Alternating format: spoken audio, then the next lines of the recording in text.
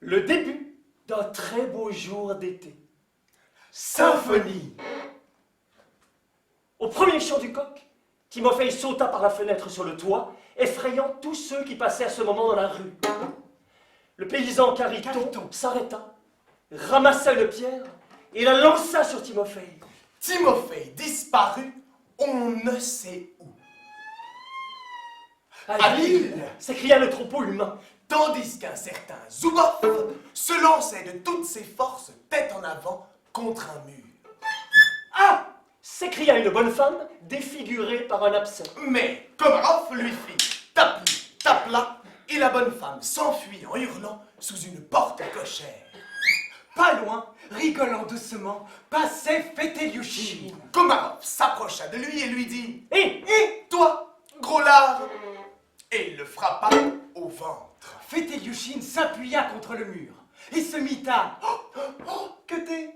de la fenêtre, Romashkin envoyait des crachats en s'efforçant d'atteindre Fetelyushine. Non loin de là, une bonne femme au grand nez battait son enfant avec une cuvette. Une autre mère, jeune et rondelette, frottait le visage de sa jolie petite fille contre un mur de briques. Sur le pavé, gisait un petit chien, une de ses fines pattes cassées. Un petit garçon mangeait une saleté pêchée dans un crachoir. Une longue queue Pour du sucre. s'était formée devant l'épicerie.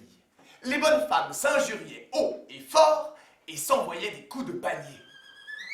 Devant elle, pantalon déboutonné, le paysan Cariton, qui s'était saoulé à l'alcool à brûler, braillait des obscénités. Ainsi Commençait Ce beau jour d'été.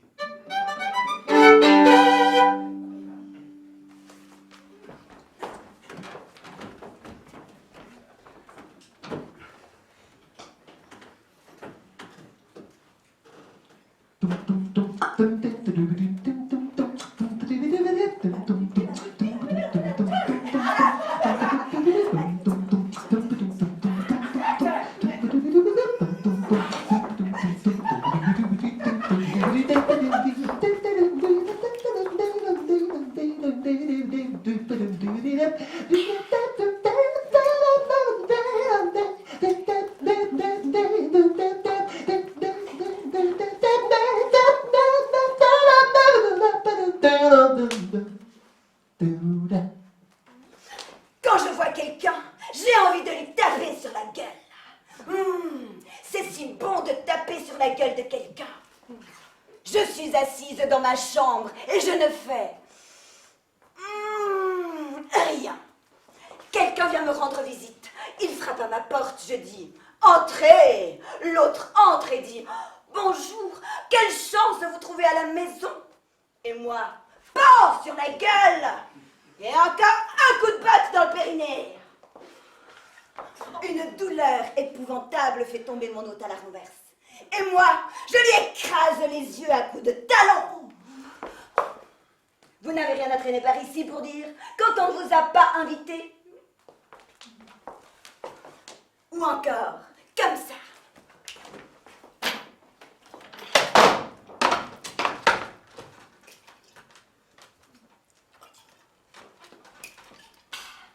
Je propose à mon hôte une tasse de thé. L'hôte accepte, s'assied à la table et boit son thé en me racontant quelque chose. Je fais mine de l'écouter avec grand intérêt. Acquiesce de la tête. Oh, non, m'exclame. Oh, fait des yeux étonnés. Et rigole. L'hôte, flatté par mon attention, s'emballe de plus en plus. Je lui verse tranquillement une tasse pleine et lui asperge la gueule d'eau bouillante. L'autre saute sur ses pieds, se prend le visage dans les mains et moi je dis « Il n'y a plus de vertu dans mon âme. Cassez-vous. » Et je pousse mon hôte dehors.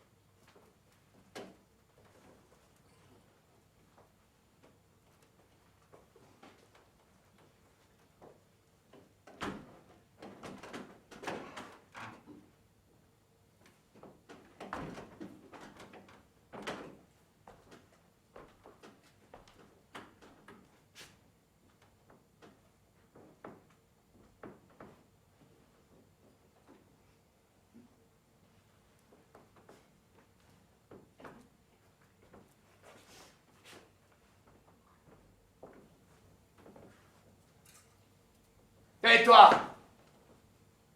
Fais pas trop le mariole, hein? Qu'est-ce que t'as à me regarder comme ça?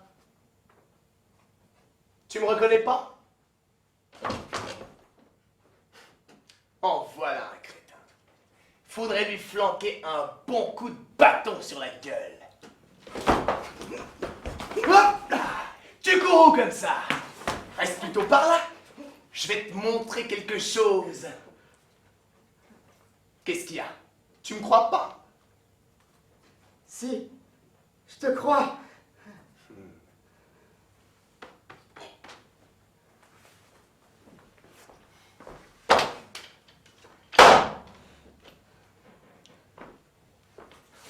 Alors assieds-toi plutôt sur ce fauteuil. Et ben voilà. Et pourquoi t'es assis comme un crétin sur ce fauteuil?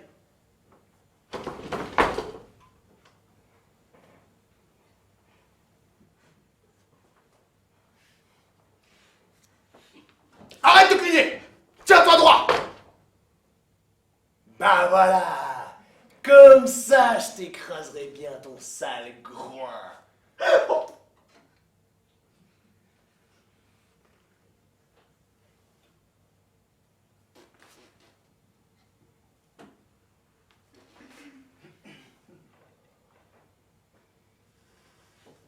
Rakoukine, ne fais pas trop le mariole!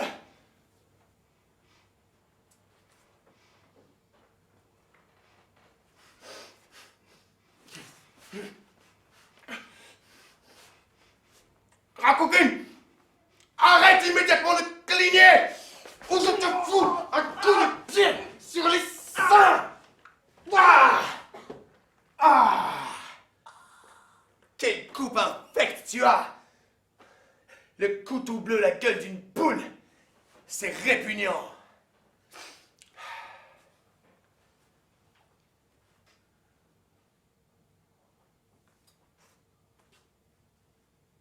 Qu'est-ce que c'est encore que ce nouveau tour?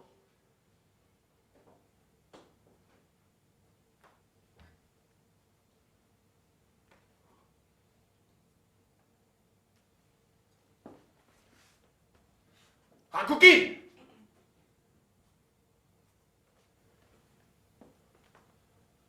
Hé, Rakoukine! Oh. Bah, il a crevé, Rakoukine.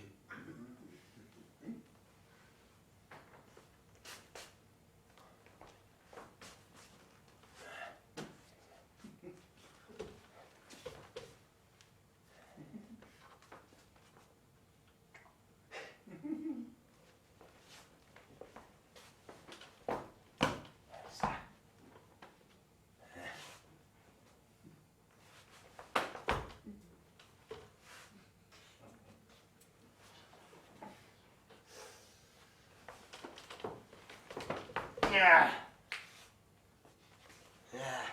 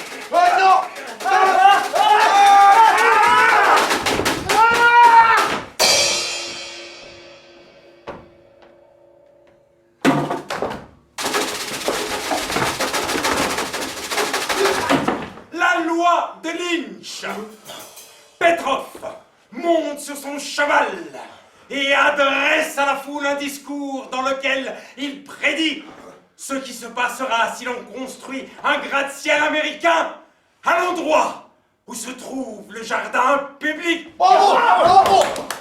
La foule l'écoute et semble approuver. Petrov note quelque chose dans son carnet. De la foule sort un homme de taille moyenne qui demande à Petrov ce qu'il a noté dans son carnet. Petrov répond que cela ne regarde que lui. L'homme de taille moyenne insiste. Le ton monte. Une dispute éclate. La foule prend le parti de l'homme de taille moyenne. Petrov, pour sauver sa vie, éperonne son cheval, prend un virage et disparaît. Salaud! Vendu!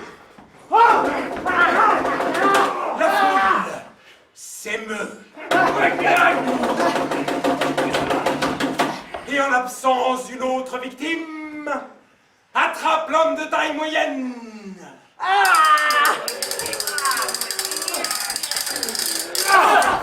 Et lui arrache la tête.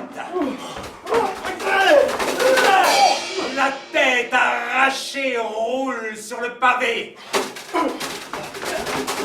et se coince dans une bouche d'égout. Ses passions assouvies.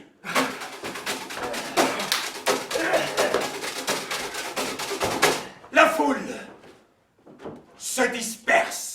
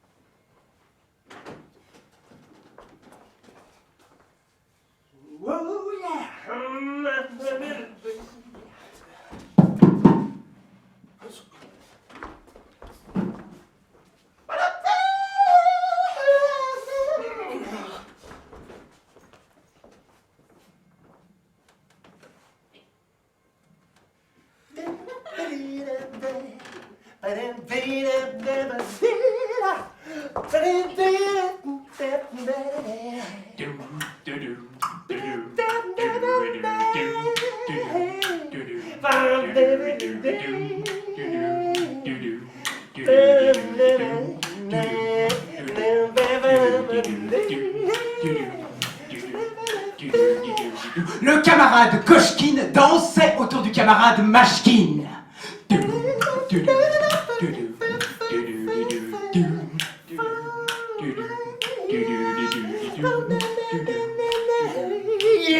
Le camarade Mashkin suivait des yeux le camarade Koshkin. Le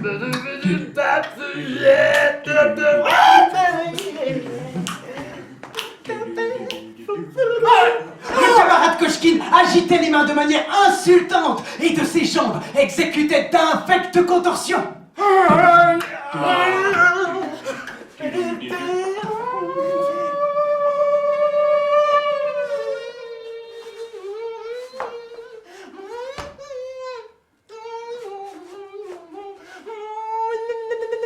Le camarade Mashkin s'est renfrogné. Le camarade Koshkin a fait un mouvement du ventre et a tapé du pied droit.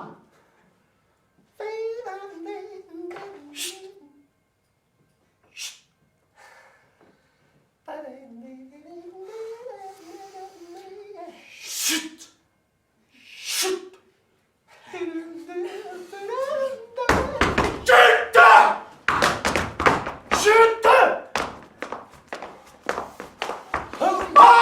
Le camarade Mashkin a poussé un cri et il s'est jeté sur le camarade Koshkin.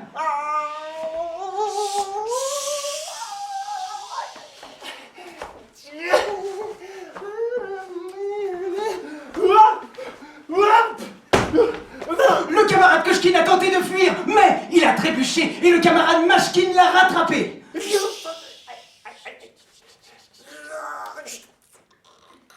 Le camarade Mashkin a frappé du poing le camarade Koshkin à la tête. Le camarade Koshkin a poussé un cri et il est tombé à quatre pattes.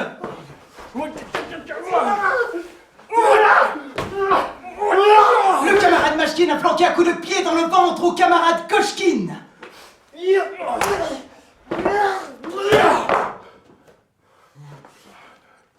Avant de le frapper encore une fois du poing sur la nuque.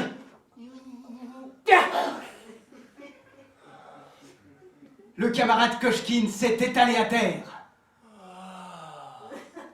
Et il est mort.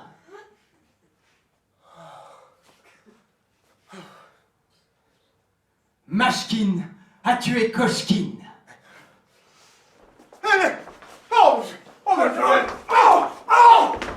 Mashkin a tué Anton Sergeyevitch.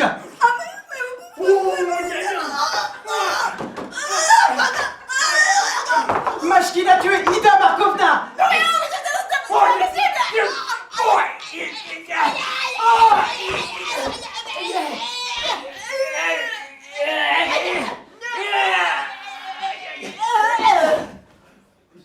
Mashkin a tué Mashkin.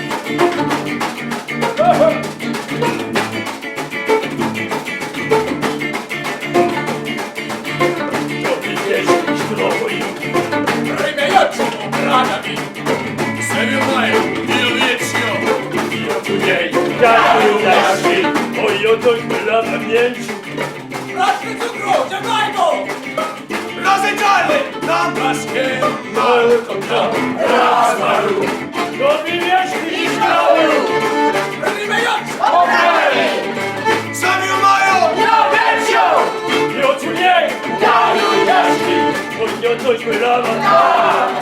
Grazie Zucchero! Grazie Gialle!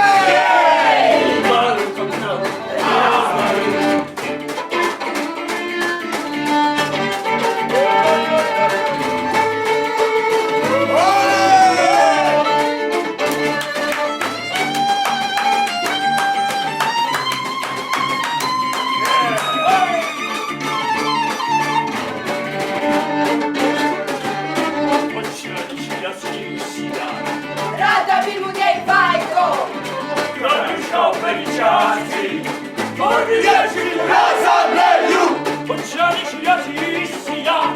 Rada Bilmuniej Bajko!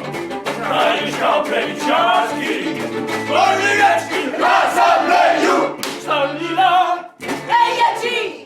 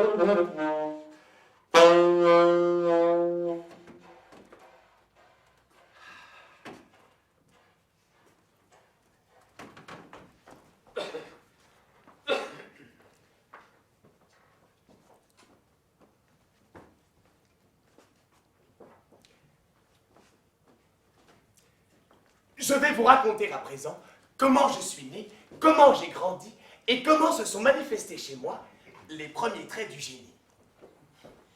Je suis né 2 fois. Voici comment cela s'est passé.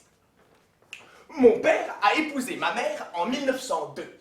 Cependant, mes parents ne m'ont mis au monde qu'à la fin de 1905, parce que mon père désirait que son enfant naquît sans faute au Nouvel An. Il avait calculé que la conception devait avoir lieu le 1er avril, et ce n'est que ce jour qu'il entreprit ma mère avec la proposition de concevoir un enfant. Ma mère, qui attendait ce jour depuis longtemps, s'en réjouit terriblement. Mais mon père était visiblement d'humeur très badine, et il ne put se retenir de lui dire « Poisson d'avril !» Ma mère en fut terriblement offensée et ne le laissa plus s'approcher d'elle ce jour-là. Il fallut attendre l'année suivante. En 1904, le 1er avril, mon père se mit de nouveau à entreprendre ma mère avec la même proposition. Mais, ayant en tête ce qui s'était passé l'année précédente, ma mère déclara qu'elle ne désirait pas se retrouver une nouvelle fois dans une situation stupide et ne le laissa pas s'approcher d'elle. Mon père eut beau tempêter, rien n'y fit. Ce n'est qu'une année plus tard qu'il réussit à faire craquer ma mère et à me concevoir. C'est ainsi que ma conception eut lieu le 1er avril 1905. Cependant, tous les calculs de mon père s'écroulèrent, car l'avorton que je me révélais être naquit 4 mois trop tôt. Mon père se mit alors dans une telle colère que la sage-femme qui venait de faire l'accouchement, toute perdue, essaya de me refourrer là d'où je venais de sortir. Un étudiant de l'Académie militaire de médecine de nos connaissances qui assistait à la scène déclara que l'on ne parviendrait pas à me refourrer là-bas. C'est toutefois ce qui fut fait, en dépit des paroles de l'étudiant. Mais, à dire vrai, Il apparut plus tard que si l'on m'y avait bel et bien fourré, ça avait été dans la hâte, au mauvais endroit. Ce fut alors une terrible agitation. La génitrice qui crie « Donnez-moi mon enfant !» Et on lui répond « Votre enfant, vous l'avez dedans !» « Comment ça ?» crie la génitrice. « Comment ça, je l'ai dedans, alors que je viens de le mettre au monde ?»« Oh, mais peut-être vous trompez-vous, lui dit-on. »« Comment ça, je me trompe ?» crie la génitrice. « Est-ce que je peux vraiment me tromper, alors que j'ai vu moi-même l'enfant étendu là à l'instant sur les draps ?»« C'est vrai, lui dit-on, mais peut-être s'est-il glissé quelque part. » Bref, personne ne sait que dire à la génitrice, et celle-ci fait du vacarme et exige son enfant. Il fallut faire appel à un docteur expérimenté. Ce docteur expérimenté examina la génitrice et resta pantois. Il comprit néanmoins de quoi il retournait et lui donna une bonne portion de sel anglais. La génitrice eut la courante, et c'est ainsi que je vins au monde une seconde fois. Mon père se mit de nouveau en furie, disant que l'on ne pouvait pas encore appeler ça une naissance, que ce n'était pas encore un être humain, mais plutôt à moitié un fœtus, qu'il fallait soit le refouer en arrière, soit le mettre en couveuse.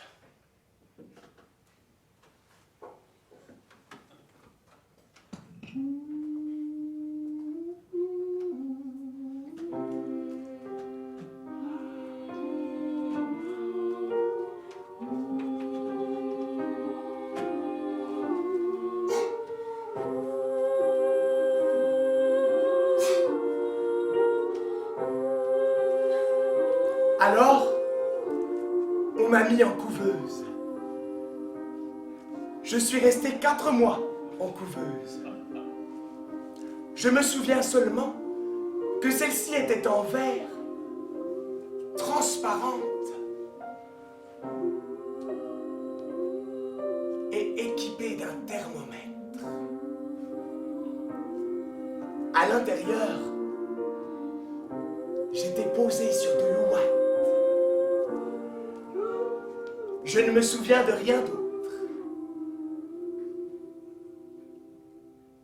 Après 4 mois, on m'a sorti de la couveuse. Et cela s'est passé précisément le 1er janvier 1906. Ainsi, c'est comme si j'étais né une 3e fois. Et c'est précisément le 1er janvier qui fut retenu comme date de ma naissance.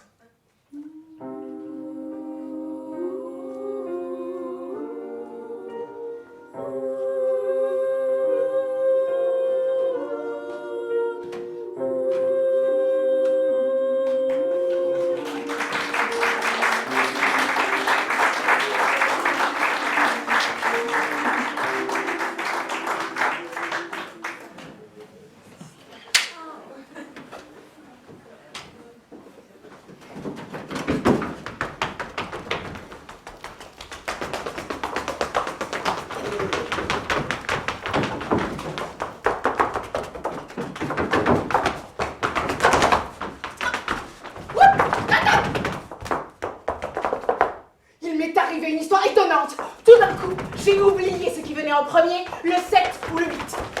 Je me suis rendue chez mes voisins pour leur demander ce qu'ils en pensaient.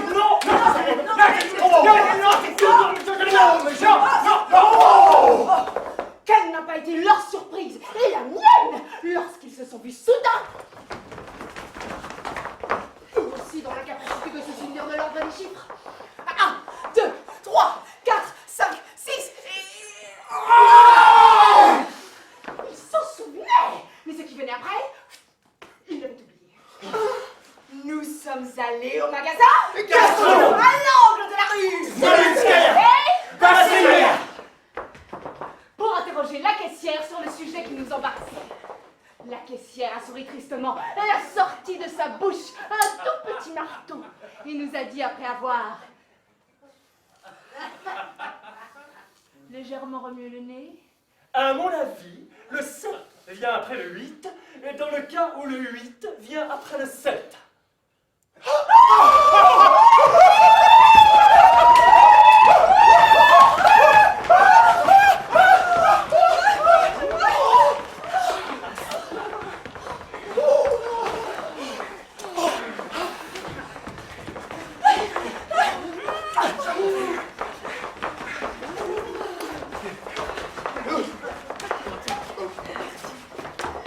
Nous avons remercié la caissière et tout contents, nous sommes sortis rapidement du magasin.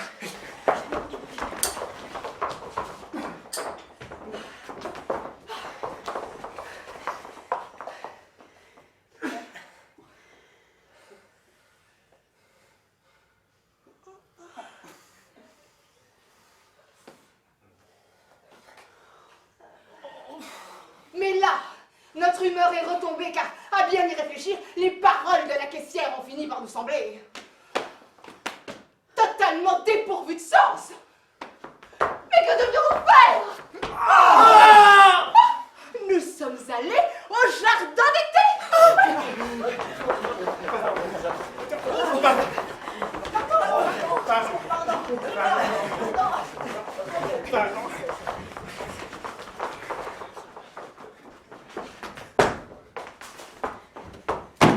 Et nous nous sommes mis à compter les arbres.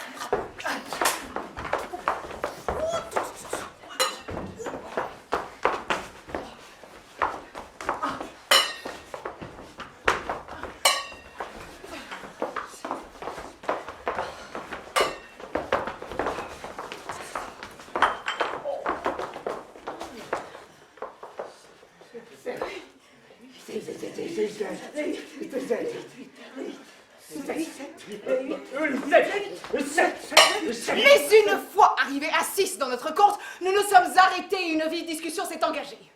Et le 7! Le 8. Et le 7! Le 8! 7! Mais le 7! Pour les uns, suivait le 8! 7! Le 8. et pour les autres, le 8! Le 7! 8.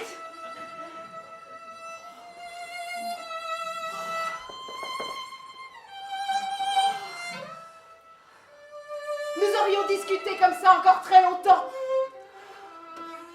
Mais à ce moment, par bonheur, un enfant est tombé d'un banc. Et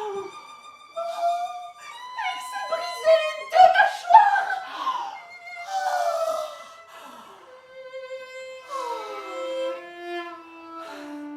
Cela nous a détournés de notre discussion, après quoi chacun est rentré chez soi.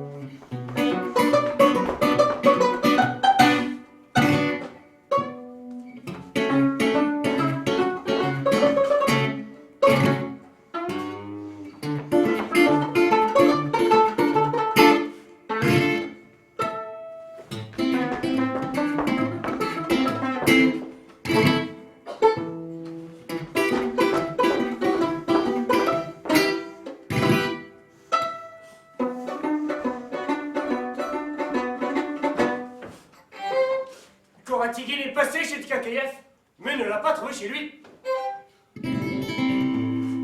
À ce moment-là, Tilkakeyev était au magasin.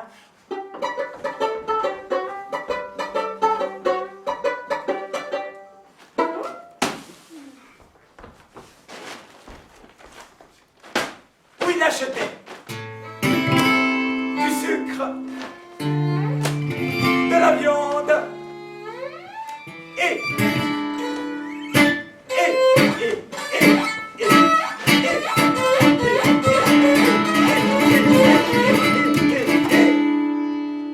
des concombres.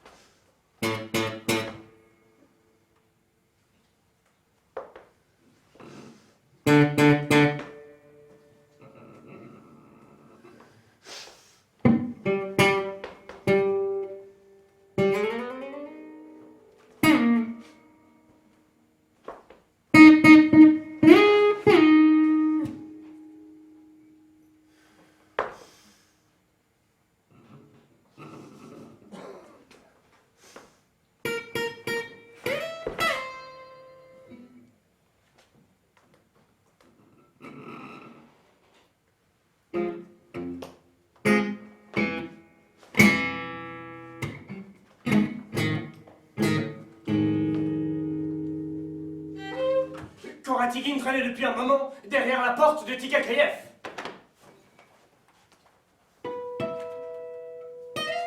Il s'apprêtait déjà à lui écrire un mot, quand tout à coup, Koratigin voit Tkakayev en personne, Qui porte un cabas de toile cirée.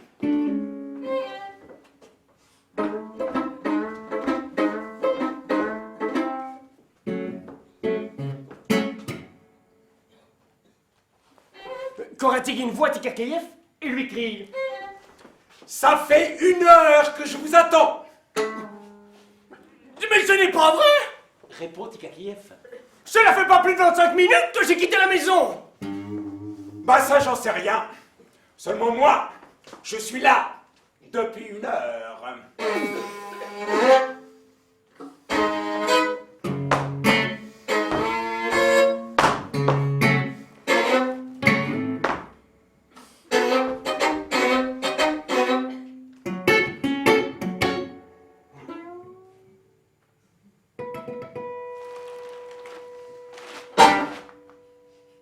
Ne mentez pas! C'est honteux de mentir! Votre honneur, Dit Koratigin. essayez de choisir vos expressions. Oh! Mais j'estime! Allez, commencez, Tkakayev.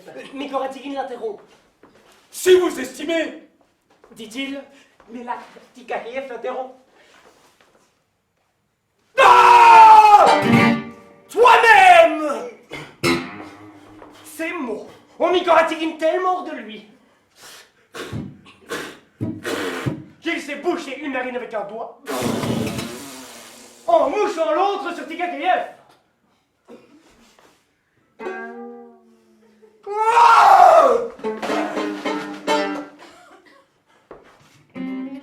Alors Tkakayev a pris dans son cabas Le plus gros concombre. Et là.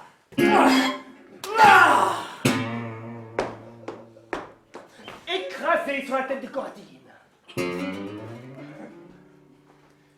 Alors Koratigin s'est pris la tête à 2 mains. Il est tombé. Et il est mort.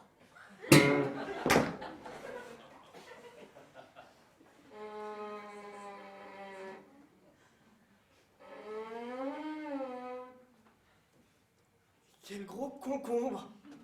On va aujourd'hui en magasin.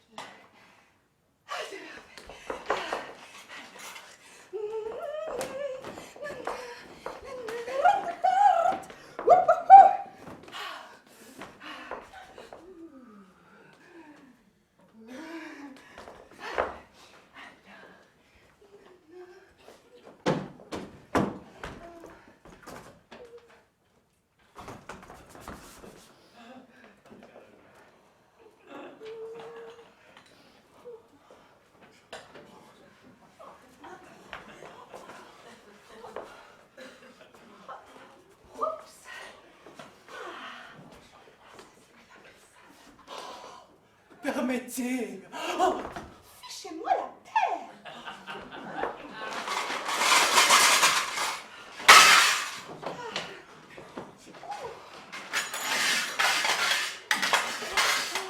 permettez. Oh, Allez-vous-en.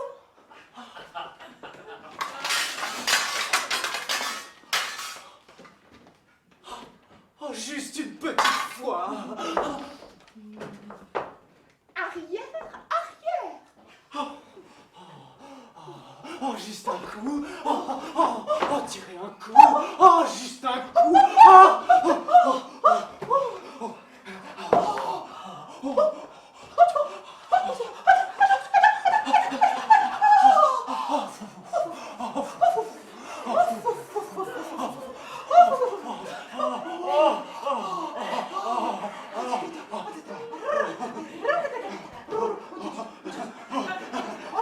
Attendez.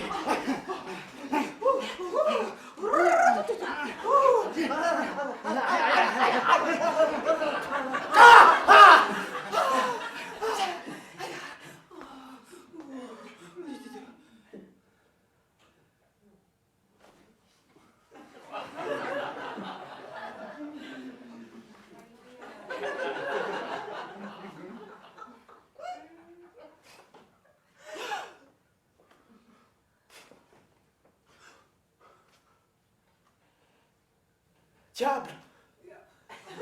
Mais qu'est-ce que c'est?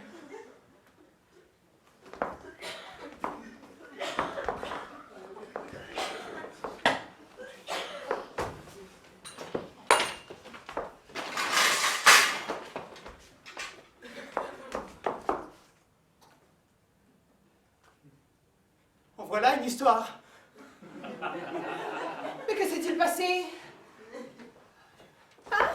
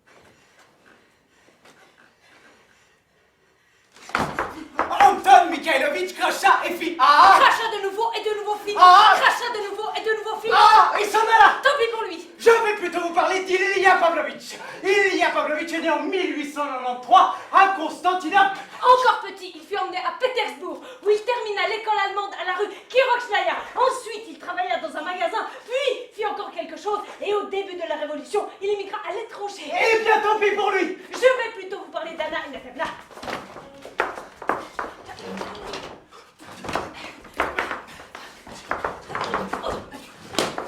Mais parler d'Anna Ignatievna n'est pas si simple. D'abord, je ne sais rien d'elle, et ensuite, je viens de tomber de ma chaise et j'ai oublié ce que je voulais vous raconter. Je vais plutôt vous parler de moi. Je suis de grande taille, pas bête. Je m'habille avec élégance et goût. Je ne bois pas, je ne vis pas en course, mais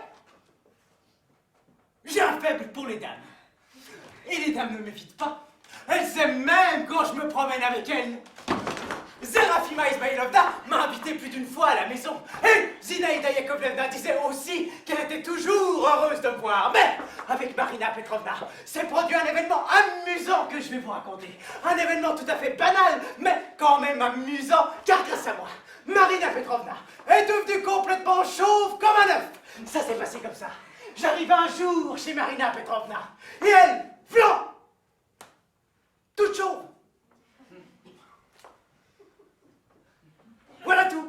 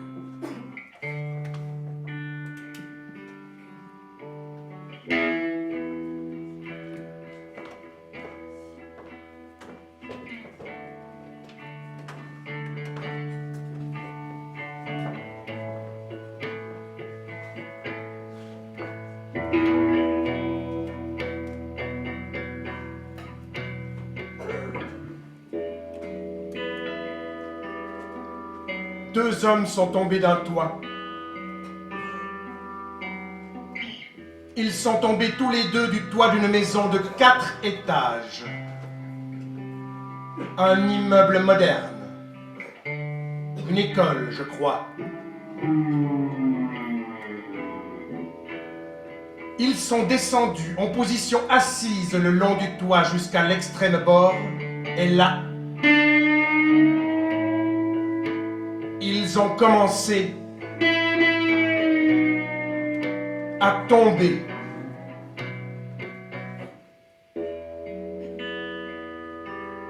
Ida Markovna fut la première à remarquer leur chute. Elle était à la fenêtre dans l'immeuble d'en face et se mouchait dans un verre. Et soudain, elle vit que quelqu'un commençait à tomber du toit de l'immeuble d'en face. En regardant bien,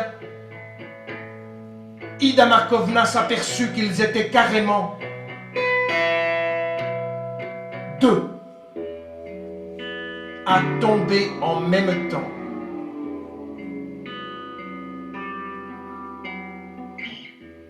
Complètement désorientée, Ida Markovna arracha sa chemise de nuit, à l'aide de laquelle elle se mit à frotter le plus vite possible les vitres embuées,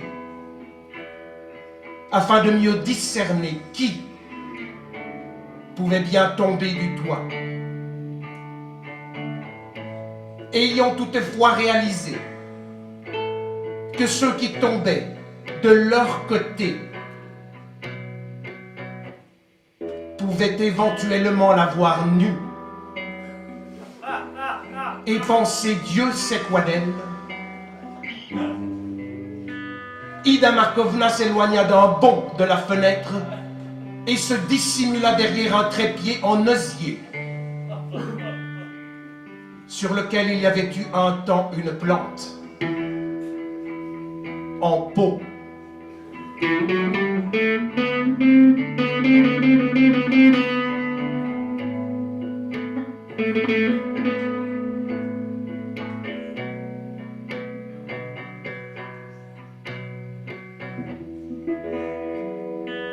À ce moment,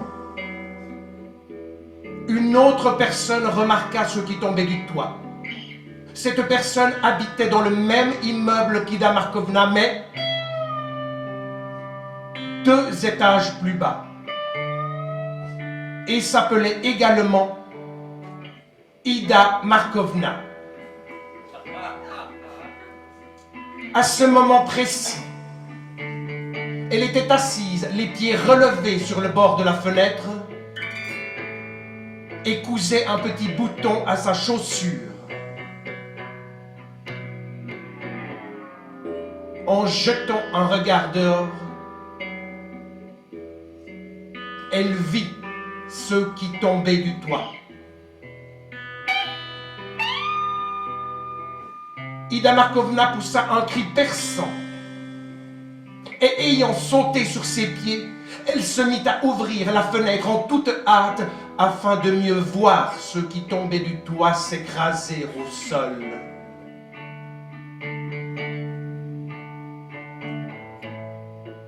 Mais la fenêtre refusait de s'ouvrir.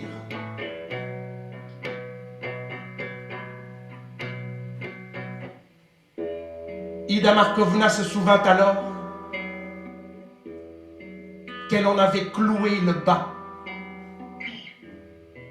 Et elle se jeta sur le poêle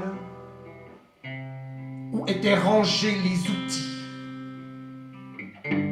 4 marteaux, un ciseau et des tenailles.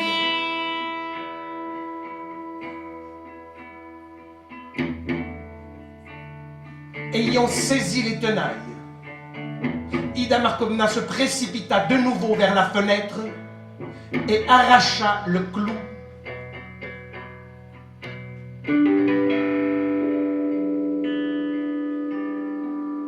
La fenêtre s'ouvrit alors avec facilité. Ida Markovna se pencha dehors et put voir ceux qui tombaient du toit s'approcher du sol dans un sifflement.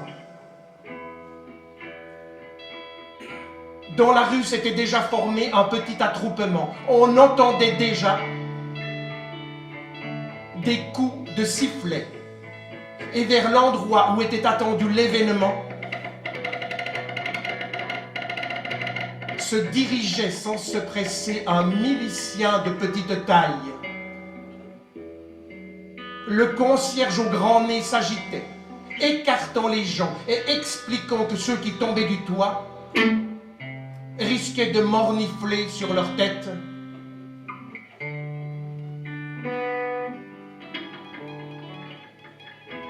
À ce moment, les 2 Ida Markovna, l'une habillée, l'autre nue, penchées par la fenêtre, lançaient des cris perçants en piétinant sur place.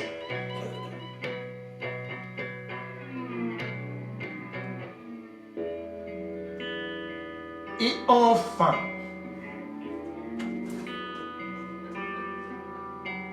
les bras écartés et les yeux écarquillés, ceux qui tombaient du toit s'écrasèrent au sol.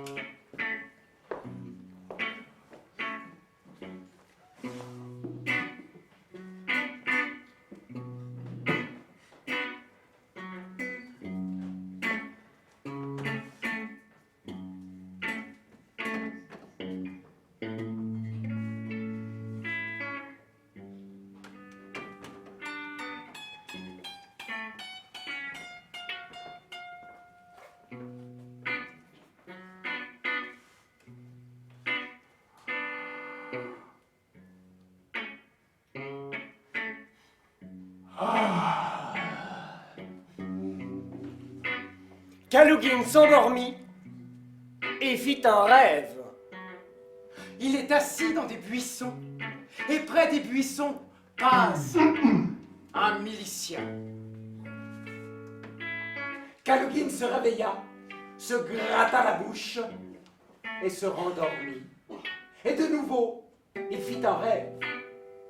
Il passe près de buissons, et dans ces buissons, il y a un milicien caché. Kalugin se réveilla, se glissa un journal sous la tête pour éviter de baver sur l'oreiller, se rendormit et fit de nouveau un rêve. Il est assis dans les buissons, et près de ces buissons passe un milicien. Kalugin se réveilla, changea le journal, s'étendit et se rendormit. Une fois endormi, il fit de nouveau un rêve. Il passe près de buissons et dans ces buissons il y a un milicien assis. Alors Kalugin se réveilla et décida de ne plus dormir. Mais il s'endormit instantanément et fit un rêve. Il est assis derrière un milicien et près d'eux passent des buissons. Oh! Kalugin poussa un cri et s'agita dans son lit. Mais il ne pouvait déjà plus se réveiller. Kalugin dormit 4 jours et 4 nuits de suite et se réveilla le 5e jour. Si maigre qu'il fallut lui attacher les bottes aux jambes avec une ficelle Afin qu'il ne les perde pas. à la boulangerie où Kalugin achetait d'habitude son pain de froment. On ne le reconnut pas et on lui refila du demi-seigle. Quant à la commission sanitaire, Après avoir vu Kalugin au cours de sa tournée des appartements, elle le déclara anti-sanitaire et inutilisable. et ordonna au comité des locataires de le jeter avec les ordures. On plia Kalugin en 2 et on le jeta. comme une ordure.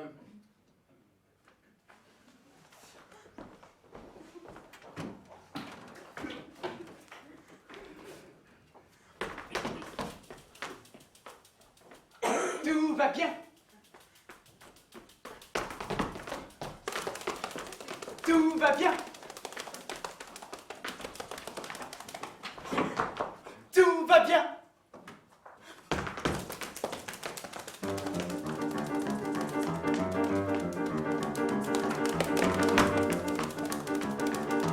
Tout va bien. Tout va bien. 1, 2, 3, comment vas-tu? Tout va bien. 1, 2, 3, comment vas-tu? Ah! Tout va 1, bien. 2, 3, comment vas-tu? Ah! Ah! Tout va bien.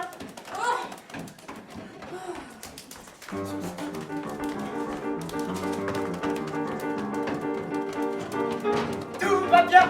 Ah!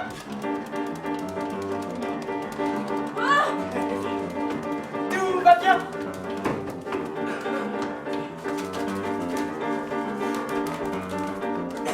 Tout va bien.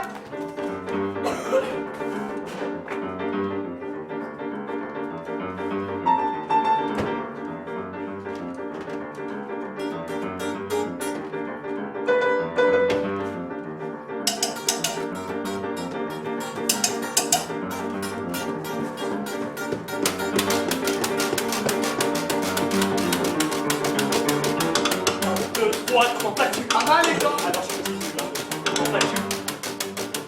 2, 3, comment vas-tu? Comment vas et toi? Alors je te dis, comment vas-tu? Tout va bien les revues, nous sommes les plus forts, nous sommes les plus forts. Notre cachette est su, et tous les rats sont morts, et tous les rats sont morts. Amis, on flambe avec l'ivoine. Si le temps ne va pas plus mal ou pas mieux, le roi de Macédoine nous enverra deux. Nous enverra deux.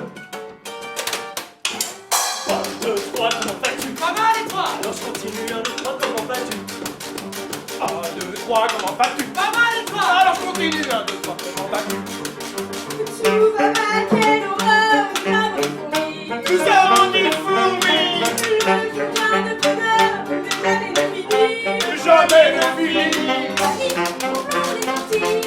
Si la bande du bien, rien n'a pas besoin. Si je veux qu'on conseille, nous le fera savoir. Nous le fera savoir. 2, 3, comment vas-tu? Allez, toi, Alors continue, 1, 2, 3, comment vas-tu? 1, 2, 3, comment vas-tu? allez, toi. Alors continue, 1, 2, 3, comment vas-tu? Tout va bien, mais rien ne va, nous perdons notre essence. Didi le met ses traînes à son vent dans tous les sens. Ami, on flanc et sortir. Et si le jeu vaut plus souvent que la chandelle, la reine des Antilles aura de nos nouvelles. Aura de nos nouvelles.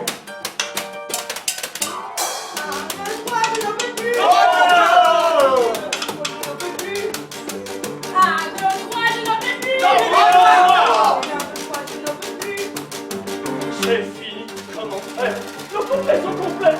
Nos complets sont complets. Donnez-nous du gruyère, ou du blanc de poulet, ou du blanc de poulet. Ami, on plante l'orthographe, et si l'Y veut bien, ou ne veut plus nous vendre la plus belle girafe, on fera dans les ordres, on fera dans les ordres. 1, 2, 3, comment vas-tu?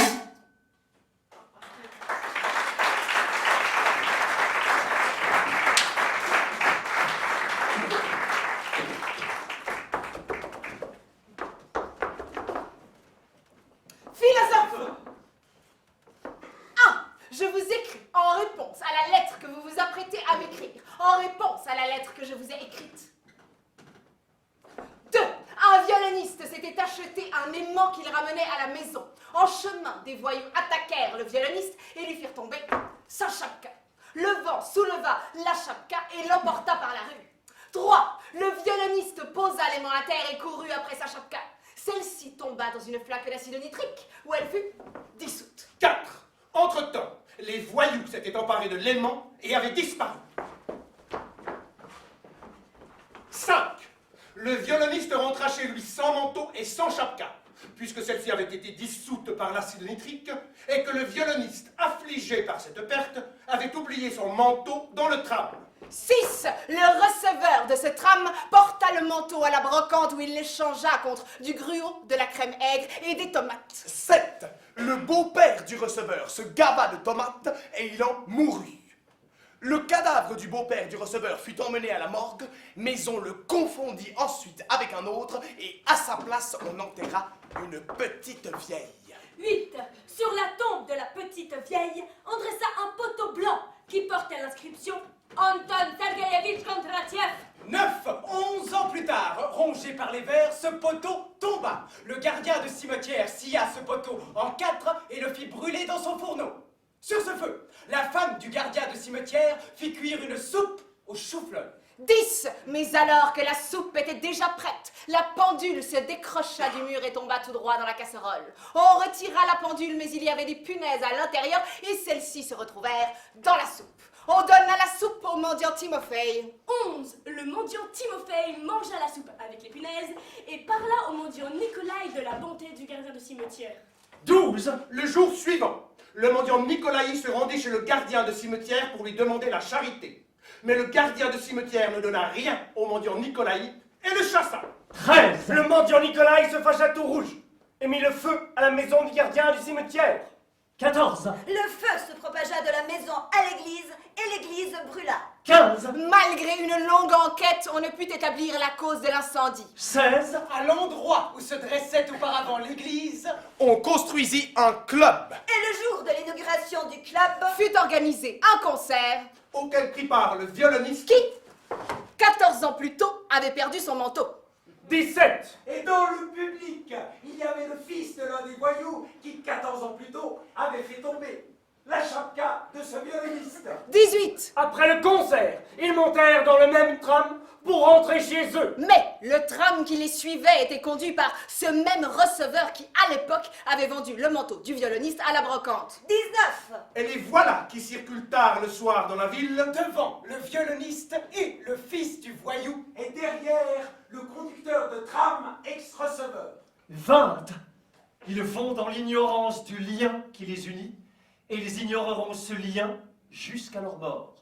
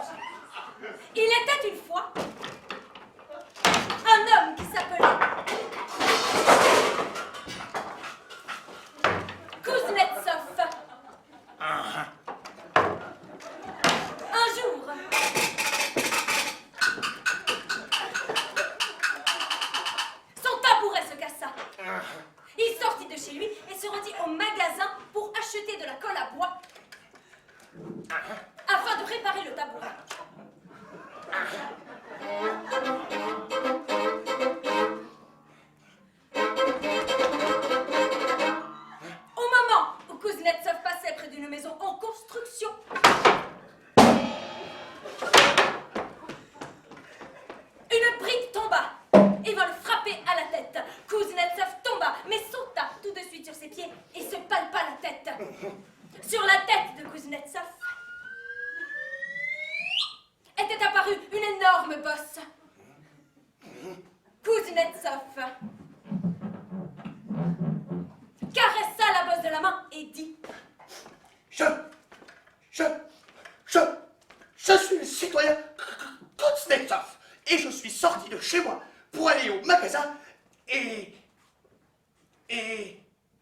Et... Oh! Oh! Mais qu'est-ce que c'est? J'ai oublié pourquoi j'allais au magasin. À ce moment,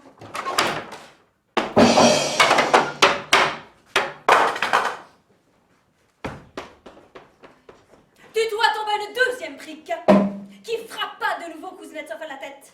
Oh! S'écria Kuznetsov en se prenant la tête.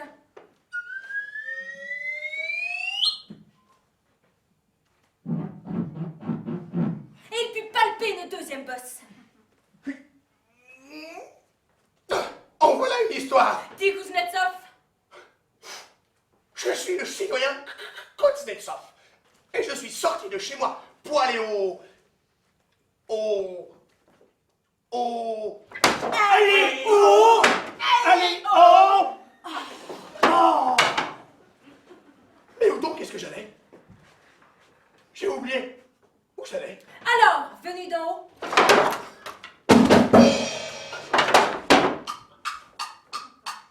tomba le troisième brique. Et sur la tête de Kuznetsov,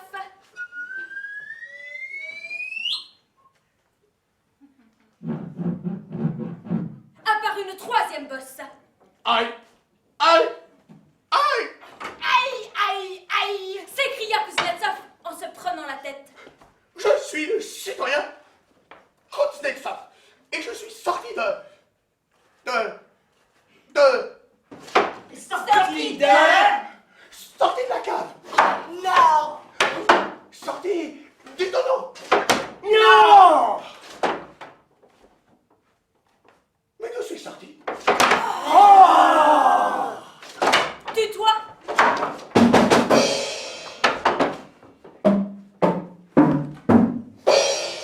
Tomba le quatrième brique qui vint frapper Kuznetsov à l'arrière du crâne. Et une quatrième bosse fit son apparition. Ça alors? Dit Kuznetsov en se grattant le crâne. Je...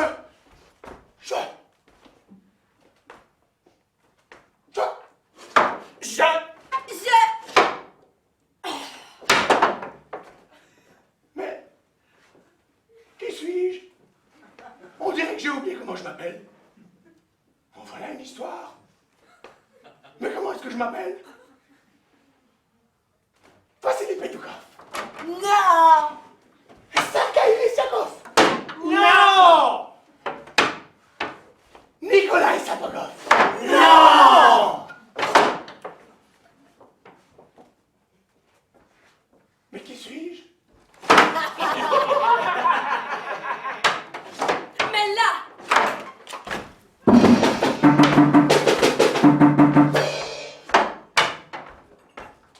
une cinquième brique tomba du toit.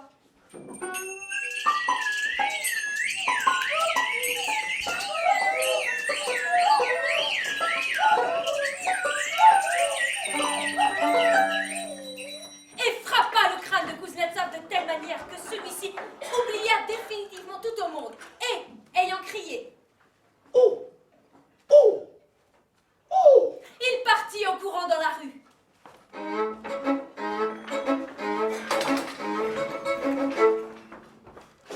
S'il vous plaît! Si quelqu'un rencontre dans la rue un homme avec 5 bosses sur la tête, Veuillez lui rappeler qu'il s'appelle Kuznetsov.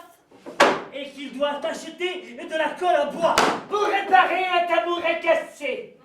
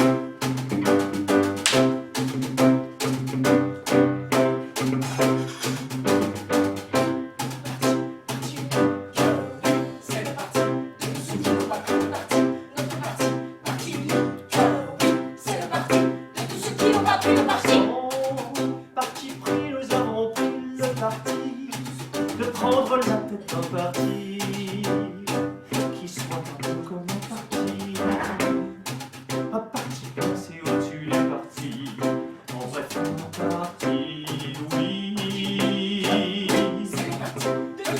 Un parti placé au-dessus des partis. En bref, un parti, oui. C'est le parti de tous ceux qui n'ont pas pris le parti. Puisse protéger la patrie de tous les autres partis.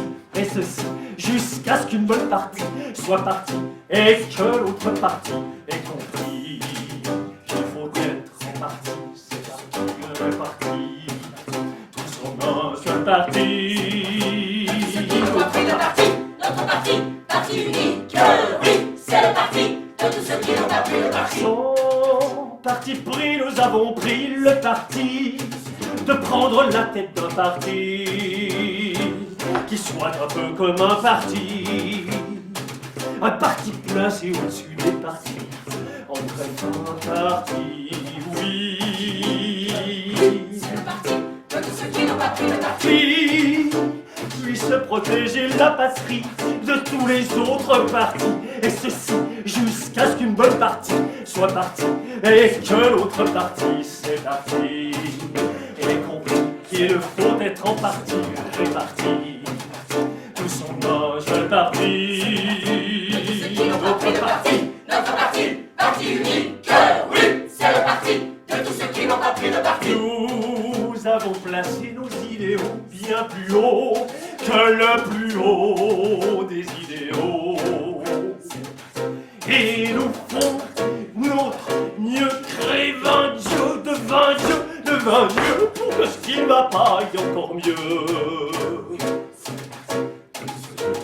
Oui, pour vivre heureux, prenons le parti unique. Seule la sécurité peut nous sortir, la rassurant et enivrant. Oui, c'est le parti de tous ceux qui n'ont pas pris le parti. Notre parti, parti unique. Oui, c'est le parti de tous ceux qui n'ont pas pris le parti. Nos buts sont déjà fixés. Réconcilier les œufs brouillés. Assister les portes condamnées. Simplifier les lignes d'autobus. En supprimant les terminus, mettre la pensée à sens unique. Réfléchissez peu mais pas trop. Doblivietchi, ich dois you. Ça s'arrive pas Ah oui, je sais. pour faire plaisir à ses amis. Écoutez bien, faut qu'on choisisse. Dans le cochon, tout est très bon. Où il y a une volonté. La raison du plus fort est tout. Jour du plus fort, la raison est. Où il y a une volonté. Mais supprimer tous les éclairs pour libérer les fermetures. Et pour prouver qu'on n'est pas chiche, faire beurrer tous les hommes s'enduisent. Voilà quel est notre programme. Dans des programmes. On le trouve partout. Je le fais sans sous. Pas des raisons. Notre parti, parti unique. Oui, c'est le parti de tous ceux qui n'ont pas pris le parti. Notre parti, parti unique. Oui, c'est le parti de tous ceux qui n'ont pas pris le parti. Notre parti, parti unique. Oui, c'est le parti de tous ceux qui n'ont pas pris le parti.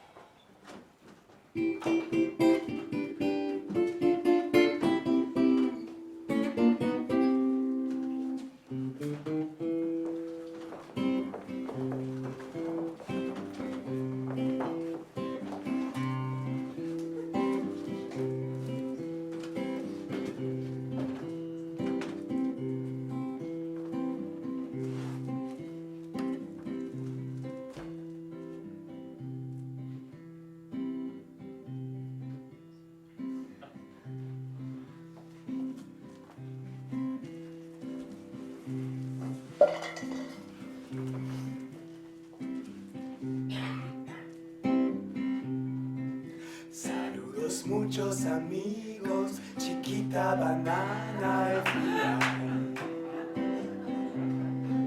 Santo Domingo, San Juan, señorita fiesta, CIA.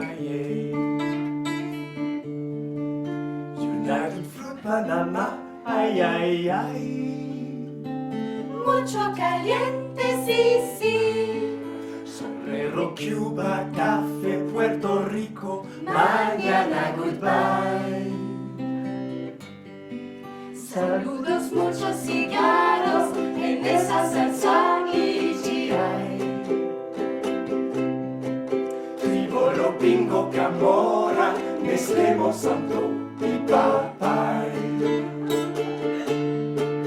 Maracas, Berlusconi, ay, ay, ay.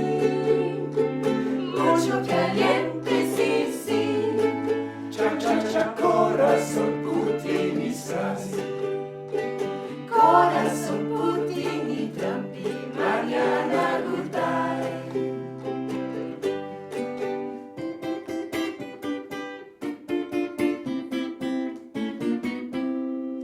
Soy tropical.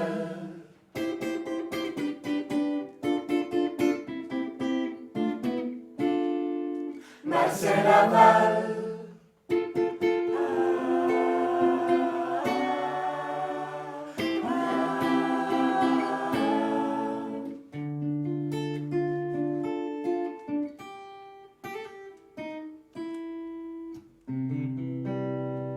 Saludos, muchos amigos, chiquita banana FBI.